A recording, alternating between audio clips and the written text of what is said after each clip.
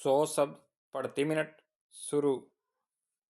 यह अपने आप में एक बड़ी विडंबना है कि देश के निर्माण में अहम भूमिका निभाने वाले कामगार अपनी मेहनत के बदले उचित पारिश्रमिक और भविष्य को लेकर तो आए दिन व्यवस्था से जूझते ही रहते हैं।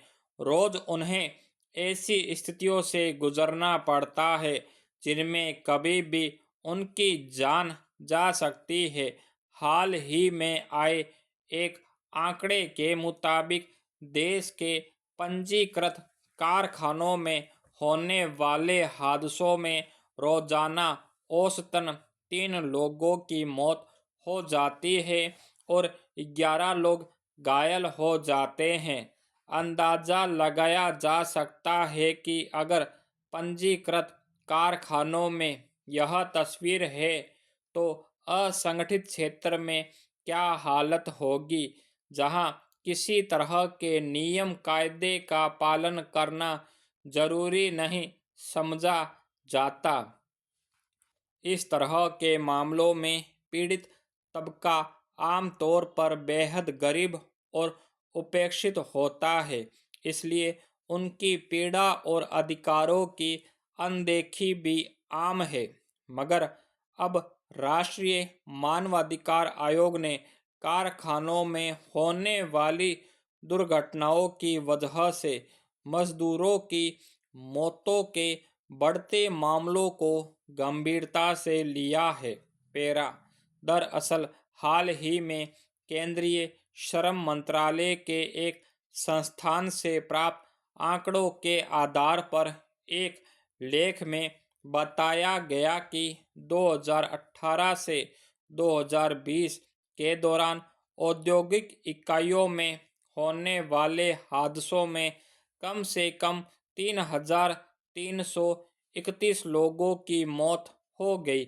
मगर अफसोसनाक यह है कि ऐसी दुर्घटनाओं के लिए महज 14 लोगों को सजा हो पाई।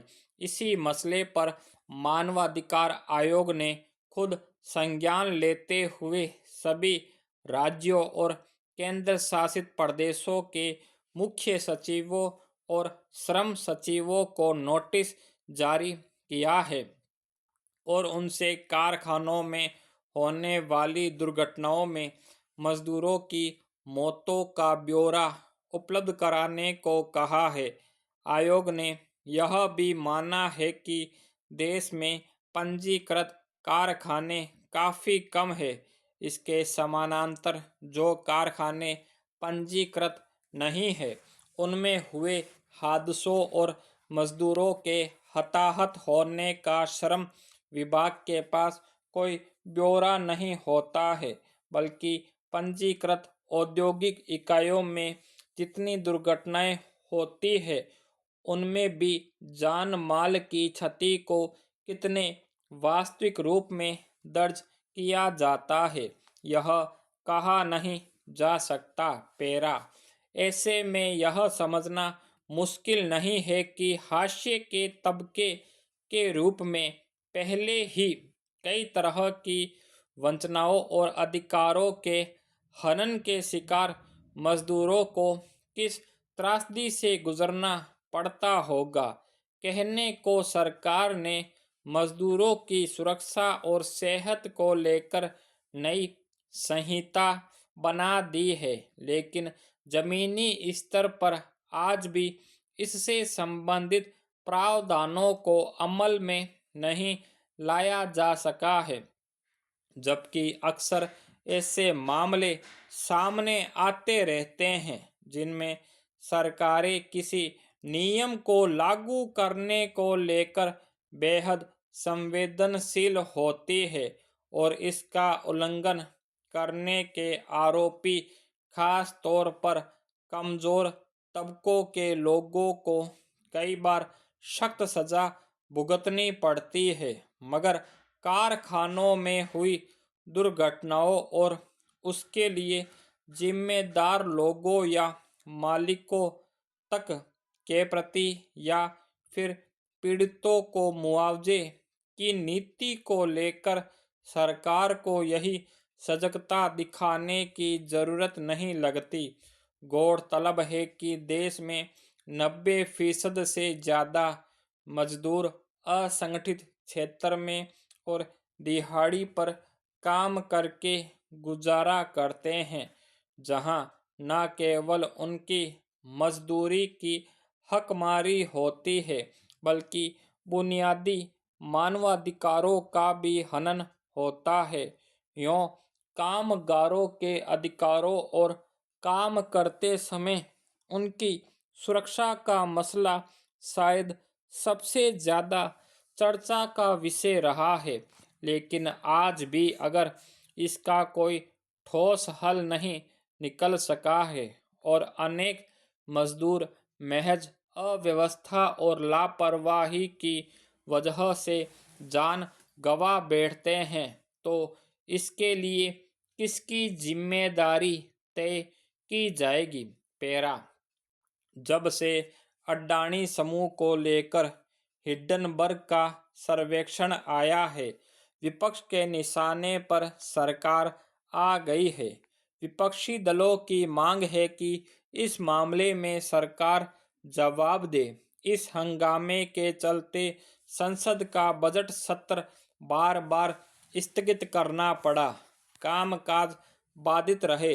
हालांकि अडानी समूह इस मामले में लगातार सफाई देने और अपनी स्थिति सुधारने में जुटा हुआ है, मगर शेयर बाजार में उसकी कंपनियों के शेयर लगातार नीचे की तरफ रुख किए हुए हैं। दुनिया के तीसरे नंबर के सबसे अमीर उद्यमी के पायदान से खिसक कर अडानी शीर्ष 20 की सूची से भी नीचे चले गए हैं। ऐसे में भारतीय अर्थव्यवस्था को लेकर तरह तरह की चिंताएं जताई जाने लगी है। सबसे अधिक भ्रम आम निवेशकों में फैला हुआ है, जिन्होंने विभिन्न सरकारी संस्थानों में पैसे निवेश किए हैं, इसलिए कि अडानी की कंपनियों में सबसे अधिक पैसा सरकारी बैंकों और भारतीय जीवन बीमा निगम जैसे संस्थानों का लगा हुआ है। हिंडनबर्ग का कहना है कि अडानी समूह ने धोखाधड़ी करके अपनी कंपनियों के लिए सरकारी बैंकों से कर्ज लिया है और उनके शेयरों की कीमत गलत ढंग से बढ़ा चढ़ाकर पेश की गई है, जबकि वास्तव में उनका मूल्य काफी कम है। पैरा विपक्ष इसलिए सरकार पर हमलावर है कि उसका कहना है कि सरकार की सहमति से ही अडानी समूह की कंपनियों को कर्ज दिए गए हैं। फिर यह है कि जिन बैंकों ने कर्ज दिया, उन्होंने अडानी समूह की कंपनियों की वास्तविक हैसियत का मूल्यांकन किए बिना आंख मूंद कर इतनी भारी रकम कैसे उनमें लगा दी? जीवन बीमा निगम ने भी किस आधार पर इतने बड़े पैमाने पर उसके शेयर खरीद लिए? फिर सवाल यह भी उठ रहा है कि प्रतिभूति बाजार में हुई गड़बड़ियों पर नजर रखने की जिम्मेदारी सेबी की है। वह कैसे और क्यों अपनी आंखें बंद किए बैठा रहा? अब भी जब अडानी समूह की कंपनियों के शेयरों में भारी गिरावट देखी जा रही है, वह चुप्पी क्यों साधे हुए हैं?